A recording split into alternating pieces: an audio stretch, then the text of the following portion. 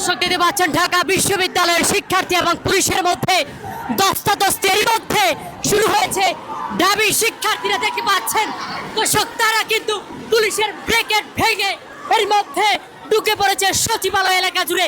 দেখতে পাচ্ছেন ঢাকা বিশ্ববিদ্যালয় কেন্দ্রীয় ছাত্র সংসদ ডাকসু বিবি সাদিক কায়েমের নেতৃত্বে স্বরাষ্ট্র উপদেষ্টার পদত্যাগের দাবিতে যেই সচিবালয় ঘেরাও কর্মসূচি আমরা দেখতে পাচ্ছি, এই কর্মসূচিতে এই মুহূর্তে অসংখ্য শিক্ষার্থী তারা পুলিশের প্রায় 2টি ব্রেকেটের মধ্যে ভেঙেছে, তারা রওনা দিয়েছে সচিবালয়ের উদ্দেশ্যে। আমরা দেখতে পাচ্ছি অসংখ্য শিক্ষার্থী কিন্তু এর মধ্যে যুক্ত হয়েছে, তাদের সাথে স্লোগান দিচ্ছেন শিক্ষার্থীরা। দেখতে পাচ্ছেন ডাকসু বিবি সাদিক কায়েম প্রথম সারিতেই কিন্তু রয়েছে পুরো মিছিলটি জুড়ে। আমরা দেখছি সামনে থেকে নেতৃত্ব দিচ্ছেন। একই সাথে এড়িয়ে 2টি ব্রেকেট কিন্তু অতিক্রম করেছে ঢাবি শিক্ষার্থীরা।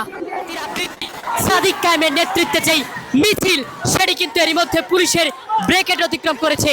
সচিবালয় ঘেরাওর উদ্দেশ্যে যেই মিছিল দেখতে পাচ্ছেন বিপি সাদিক কায়েমের নেতৃত্বে এই মুহূর্তে।